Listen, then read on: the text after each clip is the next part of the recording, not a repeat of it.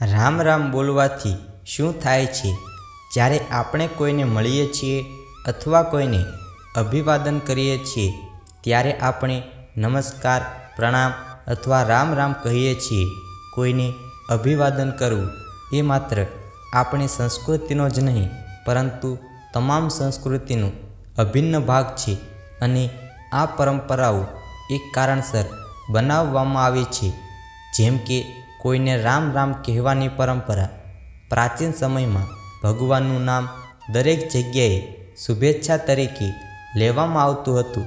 પછી તે ગામ હોય કે શહેર, આજે પણ ઘણા એવા ગામો છે જ્યાં લોકો એકબીજાને શુભેચ્છા પાઠવવા માટે રામ રામ કહે છે. હિન્દુ ધર્મમાં રામ નામને મોક્ષ આપનારું માનવામાં આવે છે. તો ચાલો જાણીએ રામ નામનો જાપ કરવાના ચમત્કારી ફાયદા શું છે. તો આ વિડીયોને અંત સુધી જરૂર જોજો અને કોમેન્ટ બોક્સમાં જય શ્રી રામ લખવાનું ભૂલતા નહીં. તમામ પ્રકારના દુઃખોમાંથી મુક્તિ મેળવો. વેદ અને પુરાણોમાં રામનું નામ જળ, વાયુ, અગ્નિ, આકાશ વગેરે સર્વોત્તમ રામ માનવામાં આવ્યો છે. આવી સ્થિતિમાં જે વ્યક્તિ સવારે ઉઠ્યા પછી સાચા હૃદયથી એકવાર રામ નામનો જપ કરે છે, જેથી તે વ્યક્તિ દરેક પ્રકારના દુઃખથી દૂર રહે છે અને તેની અંદર સકારાત્મક શક્તિઓ વાસ કરે છે અને તેનો આખો દિવસ ઉર્જાથી ભરેલો રહે છે. આવી સ્થિતિમાં જો તમને કોઈ પણ પ્રકારની સમસ્યા હોય અથવા તો જો તમે તમારા કોઈ ખોટા કાર્ય માટે પસ્તાવો કરી રહ્યા છે અને તેના માટે પ્રાયશ્ચિત કરવા માંગો છો, તો રામના નામનો જપ કરવા સિવાય બીજો કોઈ રસ્તો નથી. એટલા માટે તમારે તમારું જીવન સરળ અને સમૃદ્ધ બનાવવા માટે રામ નામનો જાપ કરવો જોઈએ.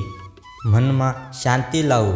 દરેક વ્યક્તિ સુખ અને ધન પ્રાપ્તિ માટે અનેક કાર્યો કરે છે, પરંતુ તેના મનને ક્યારેય શાંતિ મળતી નથી અને તે આખી જિંદગી મહેનત કરતો રહે છે. પરંતુ જ્યારે વ્યક્તિ સાચા મનથી રામ નામનો જાપ કરે છે ત્યારે તે વ્યક્તિને સાચા હૃદયથી શાંતિ મળે છે.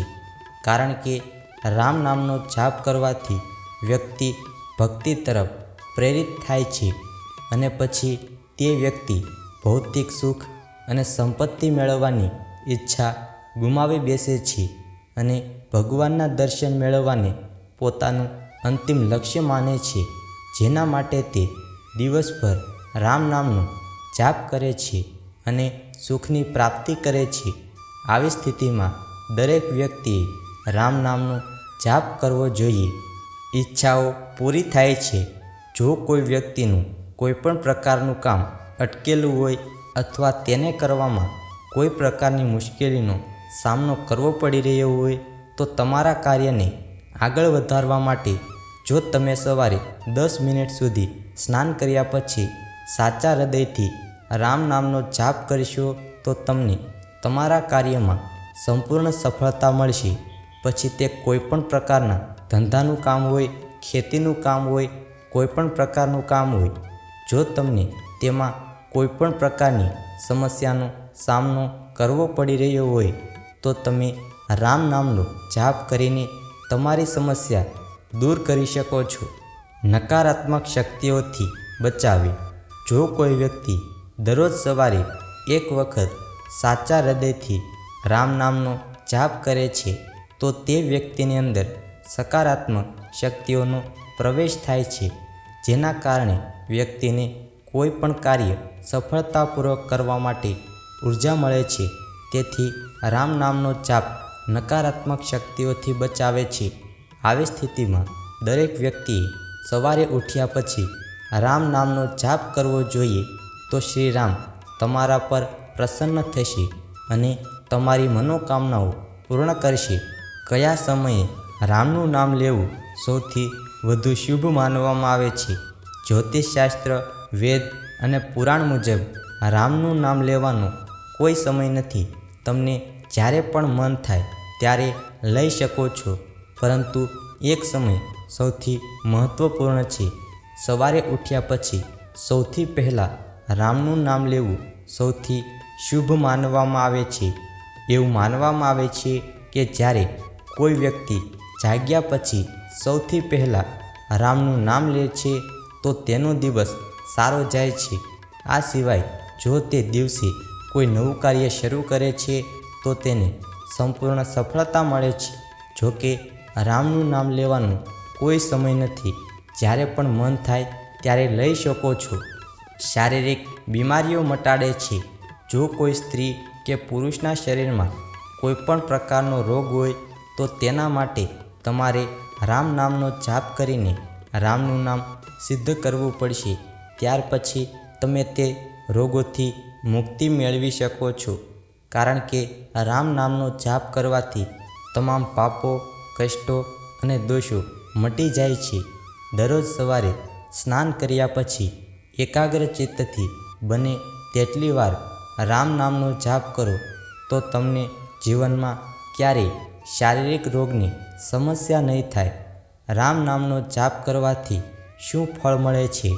જો કોઈ વ્યક્તિ સાચા હૃદયથી રામ નામનો જાપ કરે તો ભક્તોને ભગવાન રામના બ્રહ્મ વાક્યનો અનુભવ થાય છે. રામના નામના જપનો મહિમા શબ્દમાં વર્ણવવો અશક્ય છે. જીવન કેવી રીતે જીવવું તે શીખવે છે. એવું માનવામાં આવે છે કે મનુષ્ય ઘણા જન્મો પછી જન્મે છે અને આ જન્મ ત્યારે જ પ્રાપ્ત થાય છે જ્યારે વ્યક્તિ સારા કાર્યો કરે છે, જેના માટે ભગવાન તેને મનુષ્યનો જન્મ આપે છે, જેથી વ્યક્તિ સારા કાર્યો કરી શકે. પરંતુ પૃથ્વી પર આવ્યા પછી લોકો બધું ભૂલી જાય છે અને ભૌતિક સુખ સુવિધાઓ અને સંપત્તિ મેળવવામાં તલ્લીન થઈ જાય છે. અને આ ભૂલને કારણે તેમના જીવનમાં અનેક પ્રકારની સમસ્યાઓ ઊભી થાય છે, જેમાંથી તે ક્યારેય ઉભરી શકતો નથી.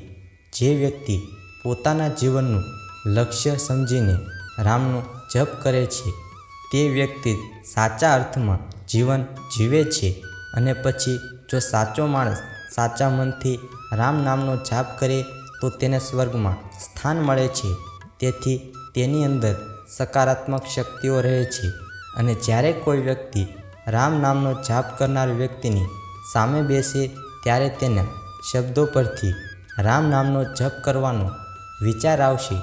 કારણ કે રામના નામનો જપ એ જ વસ્તુ છે જે બીજાને જીવન જીવવાની રીત શીખવે છે. એટલા માટે તમારે ભૌતિક સુખ અને સંપત્તિ મેળવવા ઉપરાંત તમારે રામના નામનો જપ કરવો જોઈએ, જેથી તમને જીવનમાં ક્યારેય કોઈ સમસ્યા ન આવે. રામ નામનો જાપ કરવાના અન્ય ફાયદા. જો કોઈ વ્યક્તિ સાચા મનથી રામ નામનો જાપ કરે તો તેનો ભ્રમનો લોભ સમાપ્ત થઈ જાય છે. વેદો અને પુરાણોમાં કહેવામાં આવ્યું છે, જો કોઈ વ્યક્તિ મૃત્યુ સમયે રામનું નામ લેતા મૃત્યુ પામે ત્યારે તે વ્યક્તિને સ્વર્ગમાં સ્થાન મળે છે. રામની સાથે સીતા માતાની પૂજા કરવાથી દાંપત્ય જીવનમાં હંમેશા સુખ અને શાંતિ રહે છે. જો કોઈ વ્યક્તિ સાચા મનથી રામની પૂજા કરે છે તેથી કોઈ પણ વ્યક્તિ તેને નુકસાન પહોંચાડી શકે નહીં. પછી તે નકારાત્મક શક્તિઓ હોય કે કોઈ પણ વ્યક્તિ. કારણ કે જે વ્યક્તિ રામનું જાપ કરે છે તેના ઉપર રામના આશીર્વાદ રહે છે. રામના નામનો જાપ કરવાથી સૌથી મુશ્કેલ કામ પણ સરળ થઈ જાય છે અને દરેક ક્ષેત્રમાં પ્રગતિ થાય છે. વેદ અને પુરાણમાં કહેવાયું છે કે જો વ્યક્તિ કોઈ પણ પ્રકારની સમસ્યામાં ફસાઈ જાય છે તેથી તેણે નિર્ભયપણે પોતાનું મન એકાગ્ર કરવું જોઈએ અને રામનું નામ લેવું જોઈએ. તો તેને સાચા ખોટાનો અનુભવ થશે. જે વ્યક્તિ રામનું નામ સિદ્ધ કરે છે તે રામ જેવો મહાન ગણાય છે. કારણ કે રામ નામનો જાપ કરવાથી વ્યક્તિની અંદર અનેક પ્રકારની શક્તિઓ આવે છે, જેનો ઉપયોગ કરીને જીવન સાદું બનાવી શકાય છે. રામ નામનો જાપ કરવાથી નિસંતાન વ્યક્તિને સંતાન પ્રાપ્તિ થાય છે. જો કોઈ વ્યક્તિ કોઈ પણ જીવનને જાણતા અજાણ્યા મારી નાખે છે તો તે વ્યક્તિ રામ નામનો જાપ કરીને તેના પાપનું પ્રાયશ્ચિત કરી શકે છે. જ્યોતિષશાસ્ત્ર અનુસાર એવું કહેવાય છે કે જો કોઈ વ્યક્તિ કોઈ પણ પ્રકારનો વ્યવસાય શરૂ કરે છે તો તે પહેલાં તેણે રામાયણ સાંભળવી જોઈએ, તો તેને તે કાર્યમાં સફળતા મળે છે. જ્યોતિષશાસ્ત્ર અનુસાર એવું પણ કહેવાય છે કે જો કોઈ વ્યક્તિ પોતાનું નવું ઘર બનાવે છે તો તેણે પોતાના ઘરમાં રામના નામની કથાનું આયોજન કરવું જોઈએ અને આખા ગામને આમંત્રણ આપવું જોઈએ અને તે પછી તે ઘરમાં પ્રવેશ કરવો જોઈએ. તો તે ઘરમાં હંમેશા સુખ અને શાંતિ રહેશે. જન્મ મરણના બંધનમાંથી મુક્ત થાવ. વેદ અને પુરાણોમાં સ્પષ્ટ લખ્યું છે કે જો કોઈ વ્યક્તિ પોતાના લગ્ન જીવનની સાથે રામના નામની પૂજા કરે છે તો તે વ્યક્તિ સરળતાથી મૃત્યુ પામે છે અને સીધો રામ પાસે જાય છે. આ કહેવાનો સીધો અર્થ એ છે કે જો કોઈ વ્યક્તિ પોતાના જીવનના અસ્તિત્વને સમજીને પોતાનું જીવન જીવે અને રામના નામનો જપ પણ કરે તો તેને જન્મ મરણના બંધનમાંથી મુક્તિ મળે છે. અને ક્યારેક એવું બને છે કે શ્રી રામ તેને રૂબરૂમાં દેખાય છે અને તેને પોતાની સાથે લઈ જાય છે, જેમ કે શ્રી રામે અહલ્યા સાથે કર્યું હતું. અહલ્યાને તેના પતિએ શ્રાપ આપ્યો હતો અને તે પથ્થરની મૂર્તિમાં ફેરવાઈ ગઈ હતી. ત્યારબાદ પુરુષોત્તમ રામે તેને તેના પગના સ્પર્શથી તે શ્રાપમાંથી મુક્ત કરી હતી અને તેમને સ્વર્ગમાં સ્થાન આપવામાં આવ્યું છે. એટલે જ રામના નામમાં ઘણી શક્તિ છે. જો તમે તમારું જીવન ધન્ય બનાવવા માંગતા હો અને પોતાને રામ જેવા બનાવવા માંગતા હો તો આજથી જ રામના નામનો જાપ શરૂ કરો. તો મિત્રો, તમને અમારો વિડીયો પસંદ આવ્યો હોય તો વિડીયોને લાઈક કરો, શેર કરો અને ચેનલને ખાસ સબસ્ક્રાઈબ કરવાનું ભૂલતા નહીં મિત્રો.